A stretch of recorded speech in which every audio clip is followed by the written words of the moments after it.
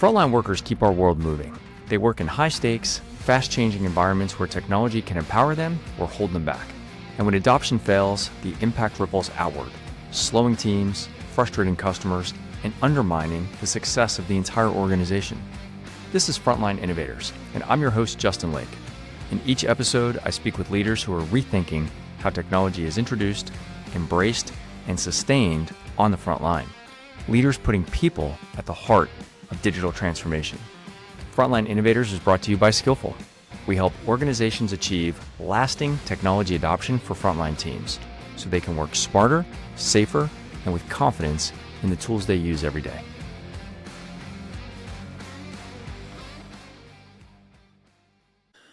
Welcome to Frontline Innovators Podcast. I'm your host, Justin Lake, and we've got another great episode and a great guest lined up for today.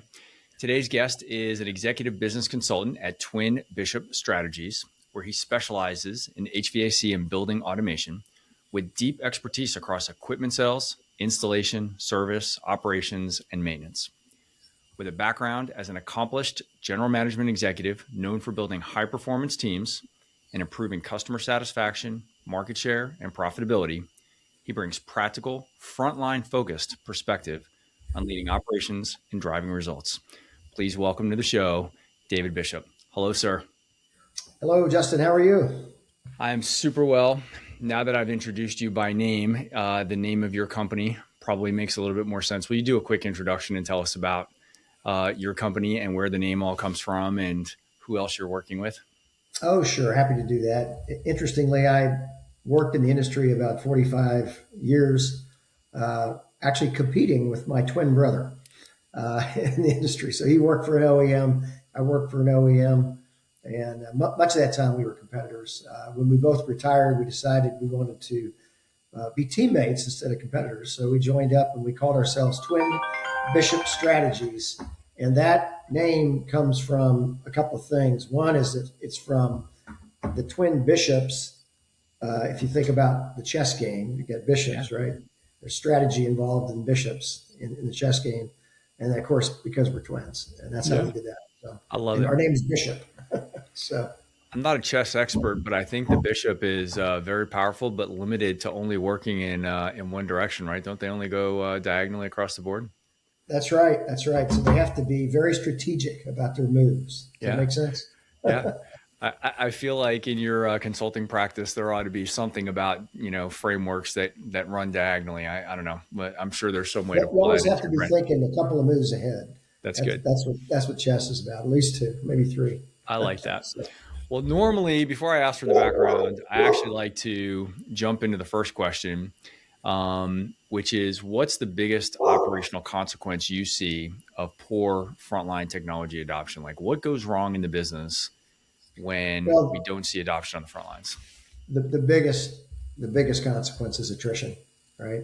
It's when technicians get frustrated and they're not enjoying their job because the technology is actually working against them instead of working for them, and they move on. And when you've got a high attrition rate in this business, it's tough because it's hard to recruit and hire them and train them. And when they leave, it's just incredibly costly to the organization. You're all right. So you're already jumping right to the meat of something that I wanted to talk about, because when you and I did our quick preparation for today, you said something that really surprised me, and I think some folks may find it counterintuitive. And this is not a direct quote, but you mentioned that people sometimes leave a job for less money because of the headaches. And that really caught me by surprise. Tell me more about that and some of the real world observations you've seen. Well, I think executives often jump to the first thing. When someone leaves the company, they think they're leaving for money, paying benefits somewhere else. But if you take the time to do the exit interviews and really peel it back, oftentimes that's not the case. They're moving on because there's a work-life balance issue going on, and they want to simplify their lives, and they'll take less money if there's less stress involved in the job. So you can't always jump to that, and I've seen that numerous times in exit interviews with technicians.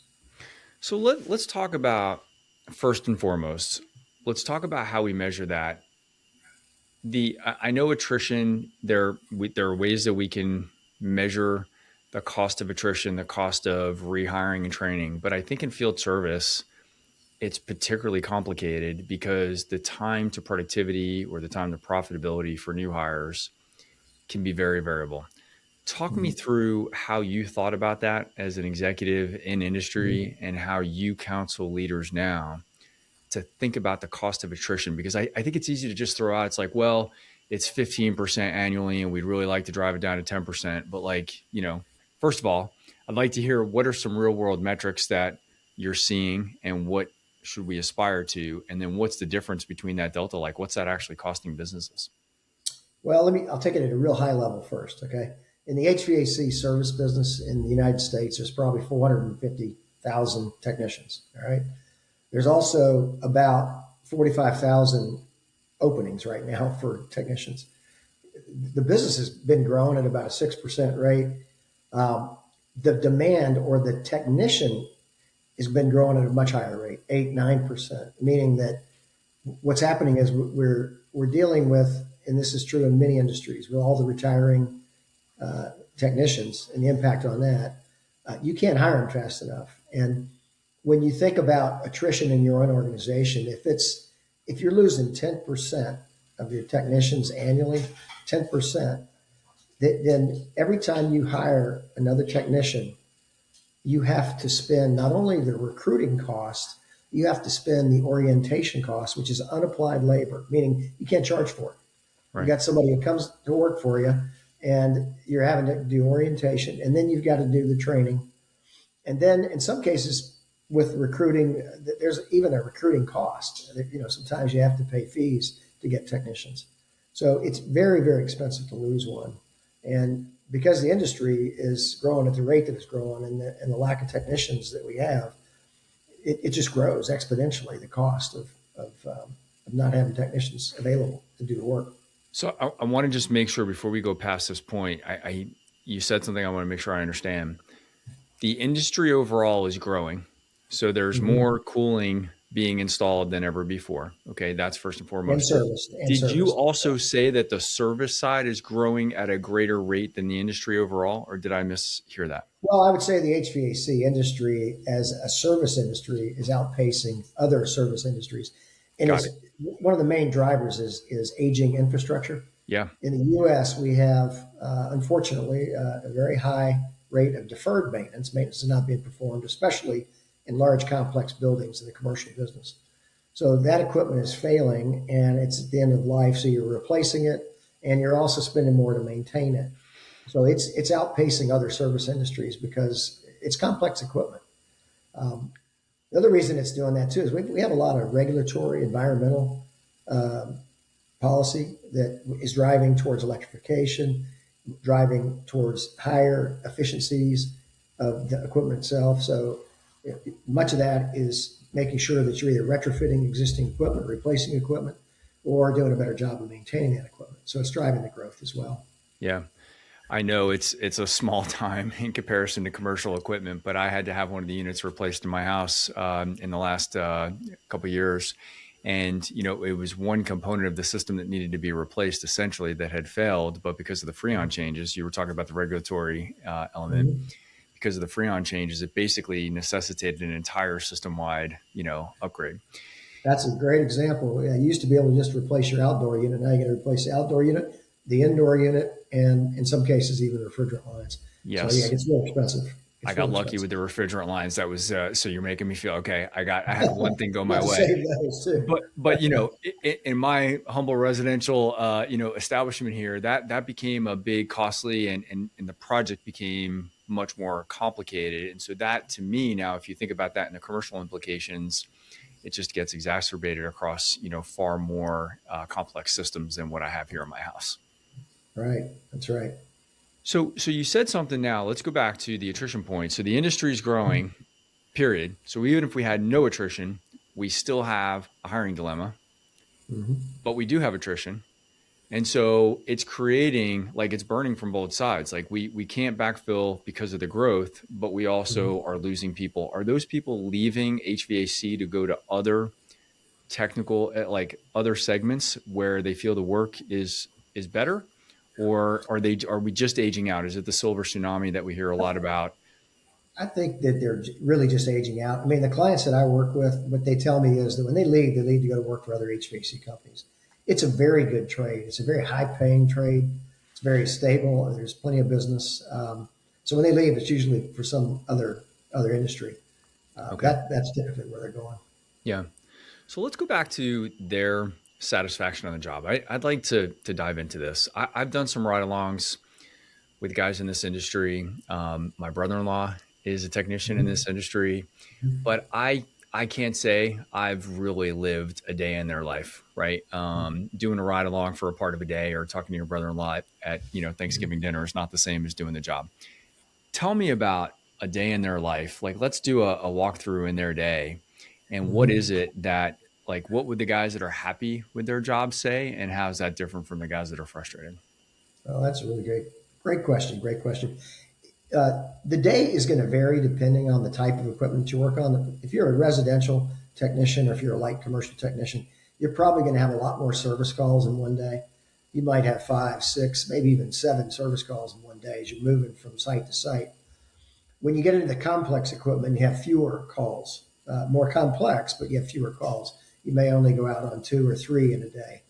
But I think what makes their job, where the job satisfaction comes from, is they want to look good in the eyes of their customers. They want to do a good job. They want their customers to be happy.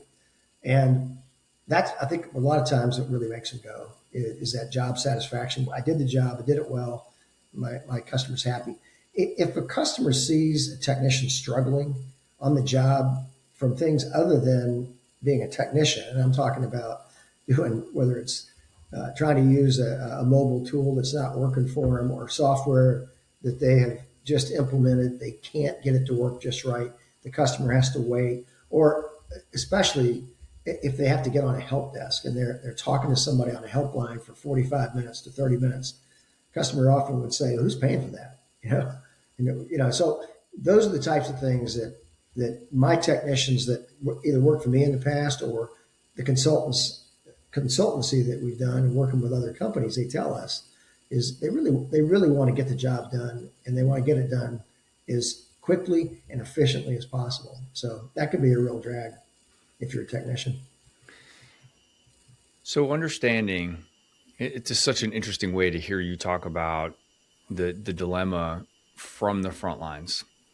And yet at the same time, you and I both talk to leaders of big complex businesses, and there are very legitimate reasons why we need to introduce new technology and change to the men and women on the front lines, right? So both things can be true. They can wish for things to be easier in the field and not have to do that stuff, but also we understand why we want to implement this technology to gain better, efficiencies across the business. So it creates this tension where we are constantly asking the field to change and learn things that they feel are not germane to their core skill set. How do we overcome that? How do we make that? First of all, do we just need to do a better job of communicating? I mean, as I'm saying the question, I feel like that's part of it. We just need to explain to them why, right? But I'd be curious to get your take on that. And then how do we make this more effective? How do we eliminate the obstacles? How do we prevent that person from that feeling that you just described so well?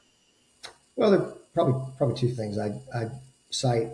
One, from a previous experience, if you build your technology to serve your leadership team and your managers only, and you don't build it to serve your technicians who are ultimately the front line right in front of your customers, you're going to make a mistake. And I think I was involved in a project one time. We put together some wonderful analytics that we could look at over the top.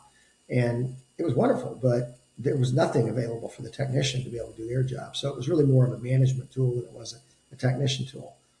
So that's a problem. But the second part of that, I'd say, is one of the best ways to do it is engage them early on. I always liked the concept of the field council. I used to call it the field council, or a group of technicians that are opinion leaders, who are leaders among leaders, that can sit in with you and help you build out your platform, your technology platform, Yeah. and then become early adopters, users, of the system and give you the feedback, the critical feedback that you need to be able to design a system that's going to work for them and work for their customers. I think that's great. A great point. You talked about deploying the technology primarily as a leadership tool. And I think there are certainly cases where it makes sense to do that. I think one of the problems, and we've talked about this a lot on the podcast with other guests, is if that's the intent, we should just say that, right? We should just say that we're trying to collect information, because I have seen this go wrong where we deploy a new capability and we say it's going to have all of these great benefits, but it's not going to have great benefits to the majority of the users. And Right. so they can see through that disingenuous positioning, like in the first half of the first day. And so they're saying, this actually isn't more efficient for me. It's not saving me any time. And that may never have been the intent, but because we communicated it poorly, then not only are we being disingenuous, but we're actually getting rebellious behavior, because they're saying, this isn't making me feel more efficient, so I'm going to find some workarounds. That's right. That's right. Yeah. Well said. So what is it then? Let's talk about, let's say we get the users involved. They are looking to make things more efficient, but sometimes, you're implementing a new field service management software. The old system is going into life, or whatever the case may be, or there are reasons that we need to upgrade the platform. In some cases, it just may be change that we have to absorb in the business.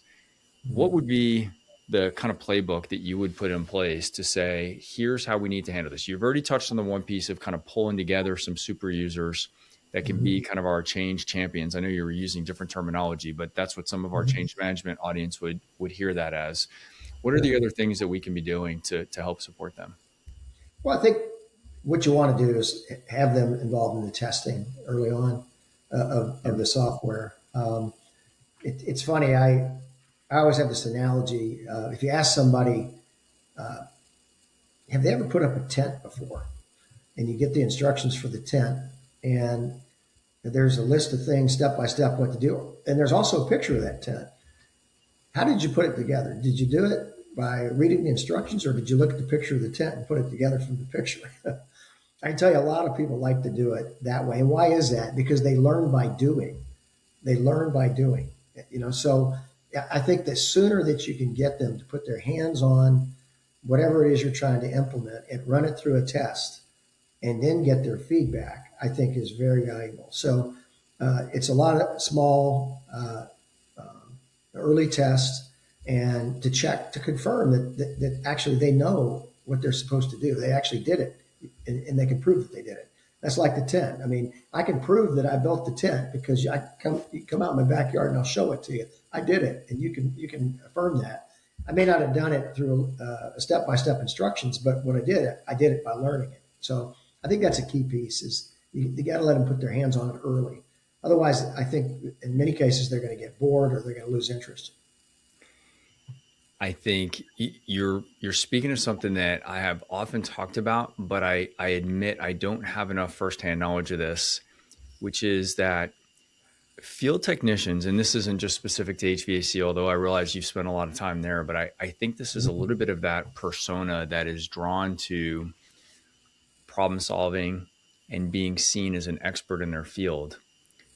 When we put them in a position to be a novice again in something, that is on some level, I don't want to say anxiety, because that's like a clinical diagnosis that I'm not prepared to offer, but like it creates fear and uncertainty in their minds. Talk me through that. Like, I know we're not here to have a psychology conversation, but I do think that there's some element of that, because the profile of this worker is such that their competence is part of their personality as a professional, right? And so we put them into this position where they don't now have that proficiency. And I think it puts them a little off balance. Talk me through that. First of all, maybe you don't even agree with that, but I'd like to hear your take on that.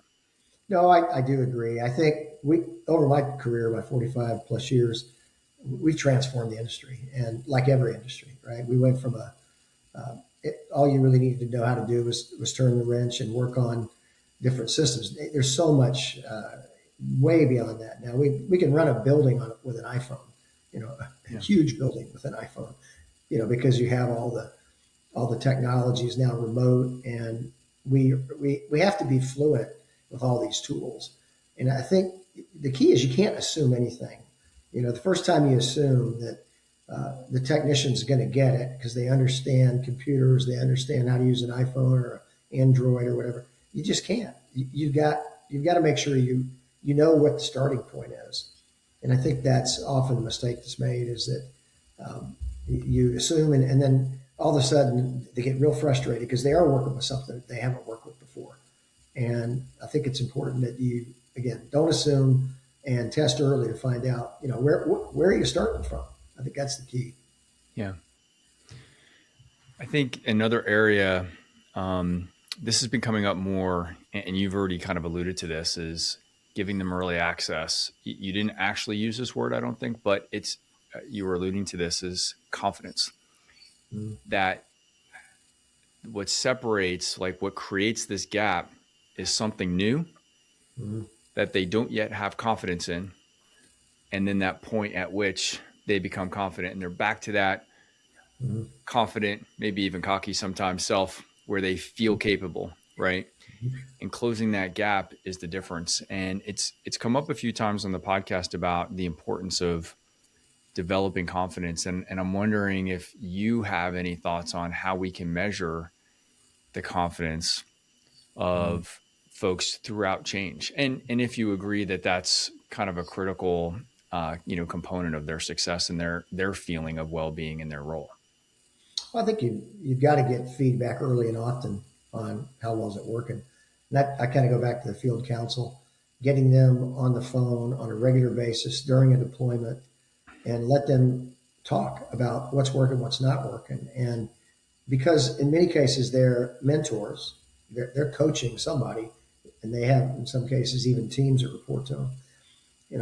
Get the feedback on how well is it taking, what's the confidence level of the technicians that are using the tool, and take that serious. That's one way to do it. I think the other way is you could certainly test their confidence through a technology means, right?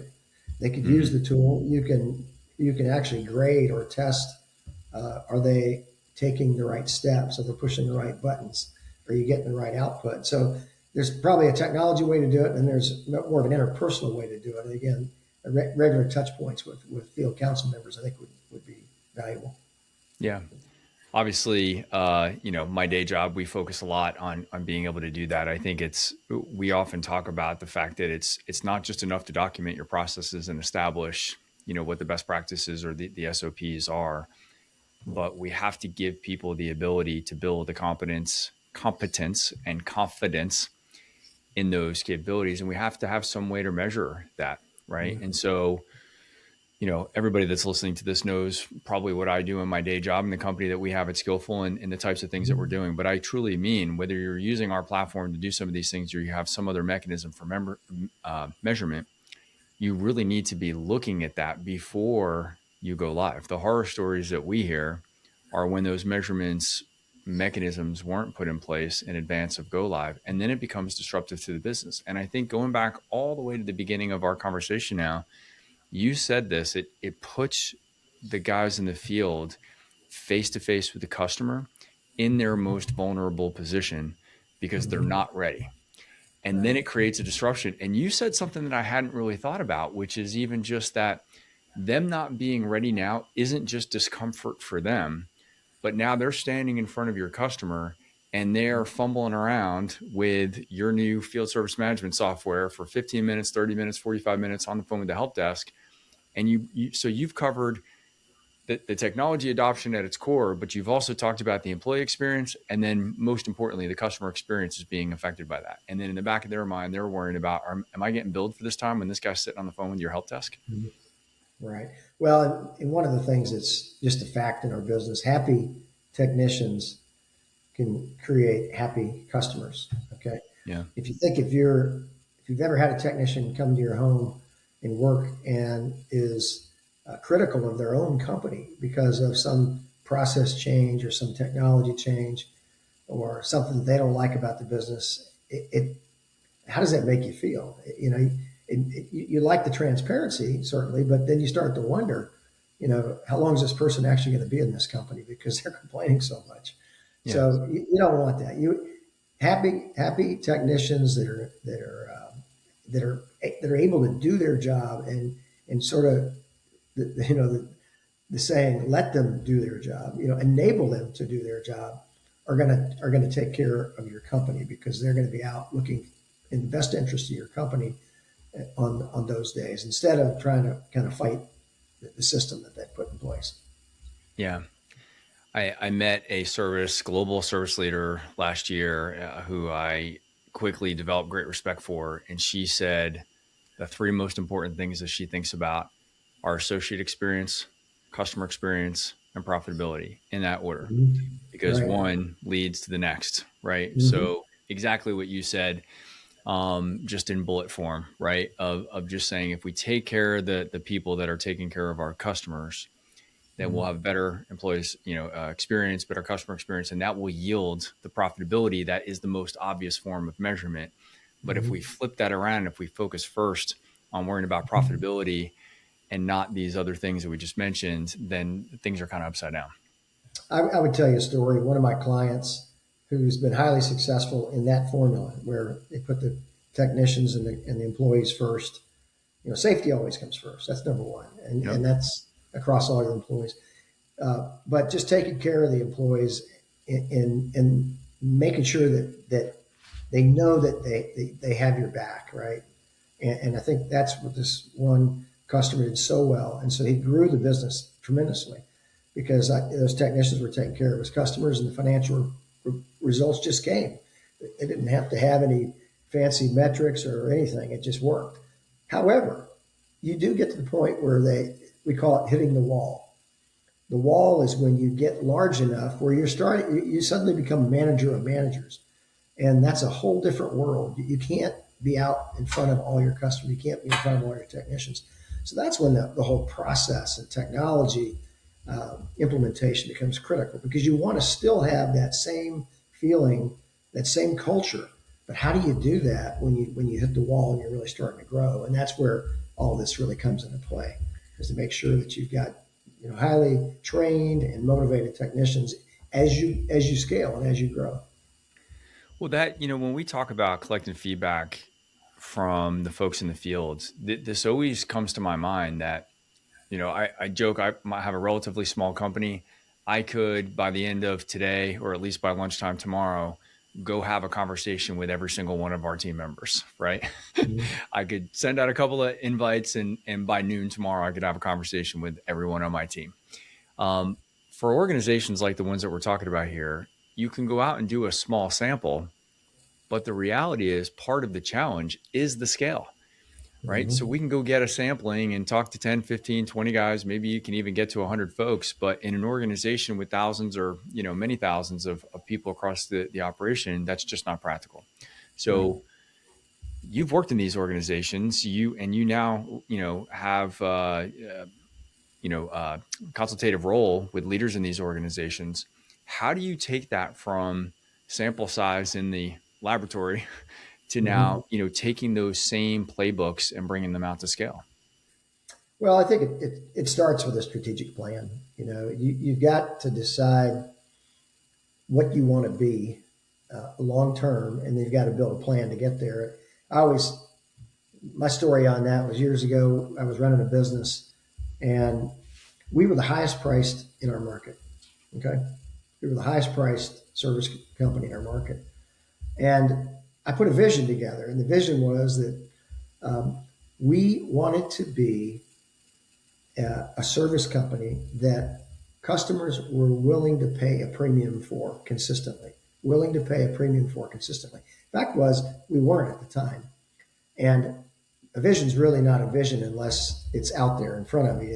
If the vision is not what you are today, it's what you want to be. Well, we wanted to be worth it. We wanted to be worth the money. And the only way we were going to do that is we had to execute better. And so when we looked at how do we increase our technician engagement and satisfaction, how do we increase our customer satisfaction, it all came back to we had to have a plan and we had to implement some processes that we didn't have today.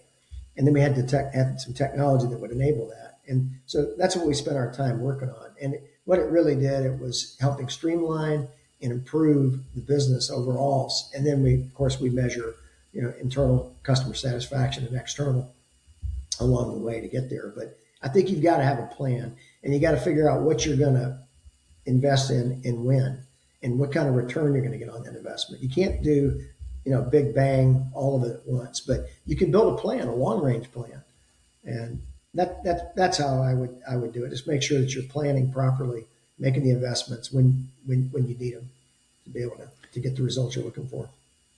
You just raised another important topic, which is, polling for employee satisfaction. And I'd be curious if there are insights you can share about how to do that. It's something I'm always fascinated about.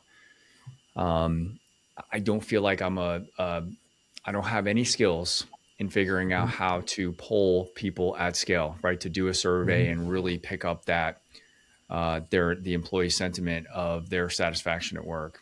And so I'm always just amazed when I see somebody that's put together a good process for gathering that information. And I'm wondering, are there any nuances that you learned over time about how to ask questions, what questions to ask, what kind of feedback you were getting?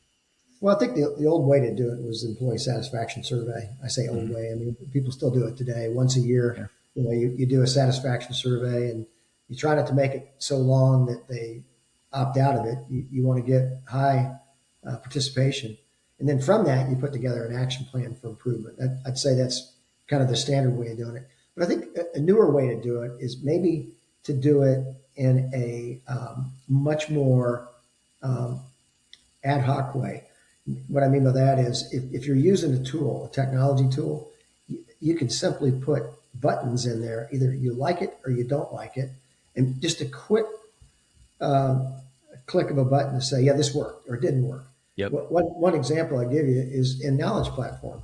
When we implemented a Knowledge Platform, we wanted to make sure that we knew, number one, what knowledge articles were they actually using? That would be helpful to know what they're actually clicking on.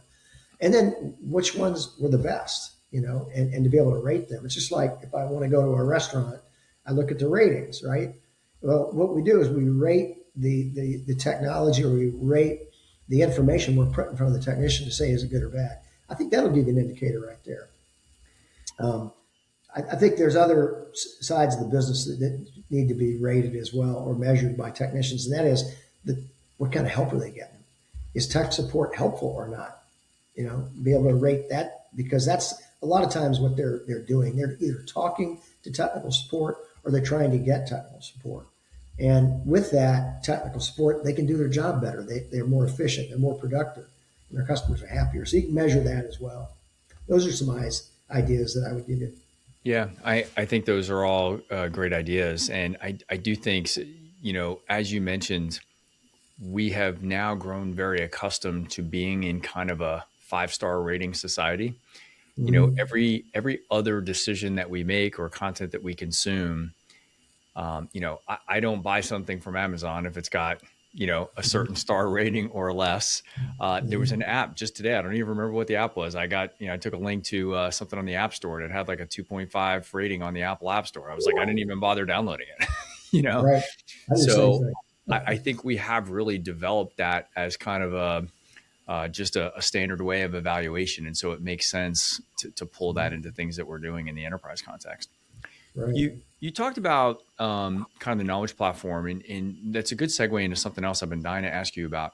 So we've talked a lot about technology adoption. I know my first question kind of led us down that path, but I'm becoming increasingly aware of learning gaps that exist on the front lines today, above and beyond just the digital tools.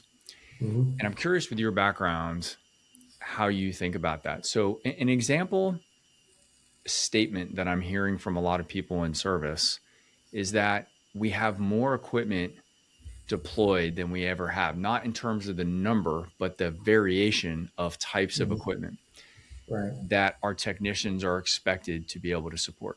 Our customers want our technicians to be able to support. And it's virtually impossible for them to be omnipotent. They can't know everything about every piece of machinery that they're going to have to work on. Tell me about your take on that gap? Do you see it as pervasive in HVAC, or is this just some of the other service industries that I'm talking with?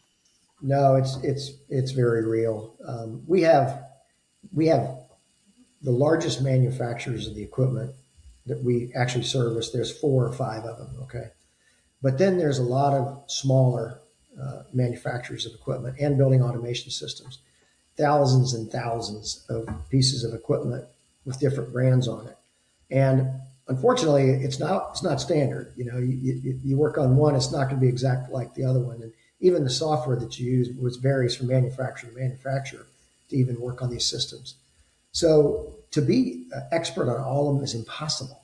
The only way that you can really survive is you have to have the information at your fingertips to be able to solve that problem. So crowdsourcing is a big one. Being part of a community that can give you information, or having a knowledge platform that can get you right to what you need right away. That's where AI comes in, of course. Videos play a big part in that. Have a nice repository of videos on how to do certain tasks. But I think the other part of it too is the proprietary nature of some of the manufacturers. Some manufacturers, they hold that information very close to the company for a couple of reasons. One is they want to make sure that somebody doesn't work on something they're not trained to work on, because they'll tear the equipment up. Right. The other reason is safety. Safety is a big part of it too. So the need for training, the need for real-time answers is greater than it's ever been. And of course, AI has helped a lot, certainly, and YouTube videos have helped a lot too. But you got to be careful, because the information coming out of those systems has to be accurate, and you can't always trust everything you read. I think we all know that, right? So tell me more about that, because you and I just reconnected at a conference, and a lot of AI talk going on in that conference, right? Right. Where are you feeling skeptical about what you're seeing? Like when you just said you've got to be able to trust the information, or that you can't always trust the information. If that technician's standing in front of the customer, he needs to know that the resource that he's depending on is trustworthy. Otherwise, there's no sense in asking for help, right? And so he doesn't call the new guy. If he's just phoning a friend, he doesn't call the new guy. He calls one of the most tenured guys, because he knows he's going to get the best answer. Right. How do you think we need to think about that from a modern AI and technology standpoint? Well, I think there needs to be governance. Even before AI, when we published a knowledge article, it always had to be approved. Someone had to approve that who had a higher level of technical expertise, because the fear is that you're going to publish something that isn't quite accurate, and that can be done internally too. Yep. So I think governance is a big part of it. A lot of the companies that are successful in utilizing the AI tools to create knowledge platforms are working on the governance model to make sure that what goes in has been vetted, and I think that's where you can potentially get in some trouble. And that's why I don't think the technical support line is ever going to go away. You always have. It's funny. I mean, as many times as I love self-service tools, there is a time when I push 0 and say I need to talk to an agent, live person, because the AI tools aren't quite getting it done. And I don't know if you've experienced that, but you can just go so far. So you have to have that element too. But I think, in a word, governance is real important. How would you characterize the field? And I know I'm asking for a generalization here, but if you have data to support this, or if it's just a hunch, that's okay too. But I'd be curious to hear your take on how the guys in the field are reacting to some of the new technology that's being made available, or potentially feeling threatening to them in some way. That's a great question. I think it's balanced. I think that you've got, again, this is just from my practice and the customers we talk to, a lot of them are super energized by it, because they're using, ChatGPT or Copilot right now, trying to get information. So they're loving it. I think there's the other side of it is it's going to take my job. That's the other thought. And so I think there is a balance of that, but just in my experience, I think most people are enthusiastic that AI can help them do their job. The part about that it's going to take my job, I think we're in a business, this HVAC service business. We got heavy machinery. Those wrenches still need to be turned. There's a ton of work that still has to be done in the field. And my hope is that, again, properly vetted with good governance, the AI that is used in the field is going to make us much more efficient, more productive. They're going to make us safer, and we're going to get a better outcome for our customer. That's really my hope. But it's not going to come without, somebody getting involved in the company that you work for to make good decisions on the tools that you choose. Yeah. I did a short talk at a conference recently where there was a lot of discussion around robotics and AI and everything else. And they asked me to talk about the future of work. It was my session was a little bit of an HR focused session. And so I really had to think about this conversation a little bit because, of course you want to think about all the great new things that are going to happen. And literally I'm in an environment where some of the people there were talking about drones used in defense and in manufacturing and all these other things, right? It's just super high tech conference. And when I really just thought about it and the types of people that I spend time around, field-based operations, I think that technology is going to continue to impact things as it has for decades before. But what I thought about, like my headline was, the future of technology is actually going to be the same as the past. It's going to be about people, process, and technology working together. Mm-hmm. And it's going to cause change. I think that's probably the thing I'm feeling the most is the speed, the pace of change is greater than it's ever been. But to your exact point, the guys in my attic that came and replaced my system are not going to be replaced by an Optimus robot for the foreseeable future. Will it ever happen? Maybe so. Will we start mounting equipment that is more serviceable by robots? Probably so. In the decades ahead, I'm certain that stuff's going to happen. But we got a little while before that stuff's happening. I think those technologies are going to be deployed largely in places where it's a more controlled environment and things like that, right? So the people that we're talking about today, I think they've still got many years ahead of them. But we do have an expectation, and we can't get lazy about, they do have to work with technology. We are going to continue to push the envelope on the technology. And so folks like you, folks like us, we have to just continue to work to find ways to kind of streamline the people, process, and technology thing that we've been talking about for decades. Right. That's exactly right. Yeah. I'm kind of ready to wrap it up. I'm curious to see if there's one piece of advice that you would offer. Many of the people that are listening are really on the implementation side and in change management roles and things like that. And I'm curious, as somebody who has spent as much time as you have in the service business, what's one piece of advice that you would give to the rest of us to help us understand how to serve the men and women on the front lines better to get better performance out of the organization? Well, I think I'd say it like this. When I was working in large company and OEM and leading service, we really worked hard to try to improve the business. We really did, and we had a lot of really dedicated people. But occasionally, we tried to solve a problem that really wasn't a problem. And what I mean by that is, the most important thing you can do is make sure that your problem statement is sound. What I love about the work I do now is that it's all problem focused. So we don't really have a product. We go in and we find the problem. If there's not a problem, we'll move on to the next customer to see if there's a problem. But I say, make sure that you have a great problem statement before you tackle anything. Don't assume. Don't assume. Go through the 5 whys. Get to the bottom of it, because we're all trying really hard and we're trying to move fast and we're trying to get things done. But if you don't really have a true understanding of what the problem is, sometimes you can tackle the wrong problem, and then the field is often sitting there shaking their head, going, "Why are we doing this? That's not a problem." I'll tell you what is a problem. And so again, if you go to the field, you talk to the technicians, you take them through the 5 why process, get to the root cause, what the problem is, then go solve the problem. It's just so tempting to jump at the first thing you think is a problem, but it's not. So get a really good problem statement. I always start, whenever I do a proposal, it always starts with a problem statement. Because if there's not a problem, then I probably don't have a solution. Yeah.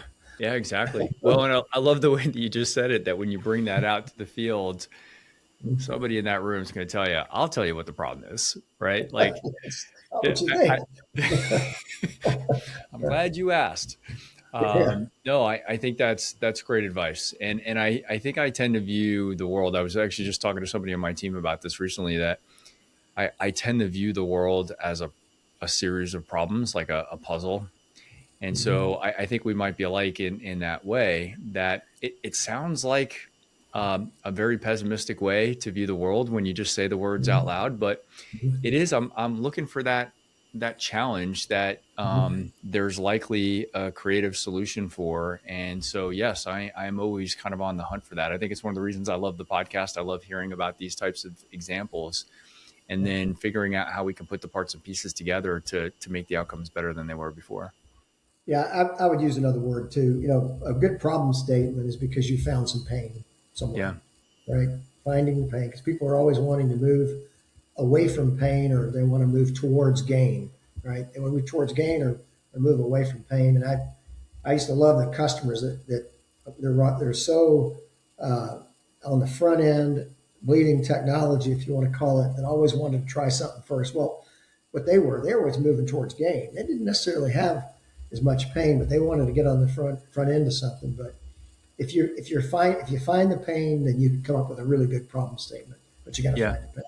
Yeah. Well, and it goes back to what you said earlier about having a very well thought out strategy. What are the objectives that you're trying to accomplish in the business? And, if you just think about this, I just listened to a book about the manufacturing process in some very innovative companies. And one of the things that they talked about was looking for where the bottlenecks are on the line.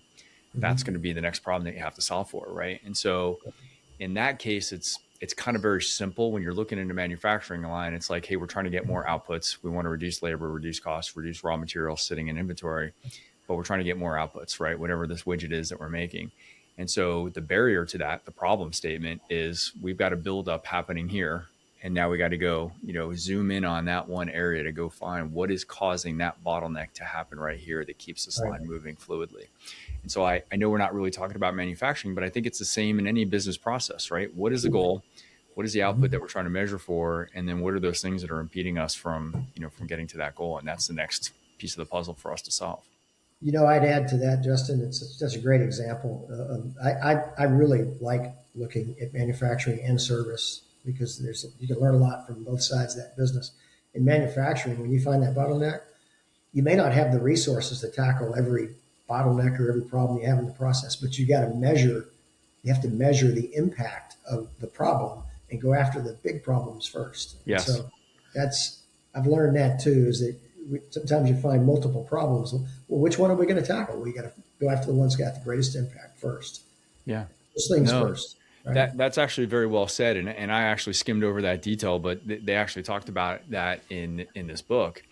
And kind of just talked about the framework of really prioritizing those challenges, because in just to me it's a very visual thing. I can imagine this in my head, that if you have a stockpile here but you have a bigger stockpile over here, well, if you go solve for the smaller bottleneck first, you actually haven't improved your outputs, right? And Mm-hmm. so you still, so to your point, you then go solve a problem that hasn't materially impacted the thing that you're Right. trying to measure, right? Yeah. So yeah, it's very fascinating, man. I feel like I could talk about this with you all day. I really, really appreciate. I want to just comment on something that I probably should have started with this, but when you and I just reconnected at lunch, we had met about a year ago at that same conference in a different location, and I Mm-hmm. was so honored that you remembered when I remember meeting you, but you remembered exactly what we did, and you actually did a great job telling the story. And I just appreciated your attention to detail and how good of a listener you were, that a year later you remembered, because we hadn't had any interaction in that year, and you kind of recited the conversation that we'd had before. And so it meant a lot to me personally. Yeah. It also told me a lot about you and how much of an active communicator you were that day. You were a good listener, and I appreciated that. So thank you. Oh, you're welcome. I did it because I'm always in search of something different and unique. And I think what Yeah. you offer is something different and unique that I hadn't seen before.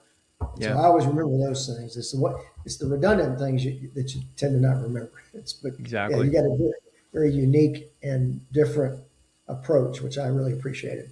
Yeah. Well, and a lot of, again, not to make this a commercial about what I do during the day, but a lot of the things that you talked about today were good for me to hear because I've never been a leader in the service business, though I am supporting people that are in the role that you had been and people that are in what you're doing today. And so it's just super validating to hear some of the things that you talked about the importance of even just confidence and practice and the ability to measure. Those are all key components of what we do.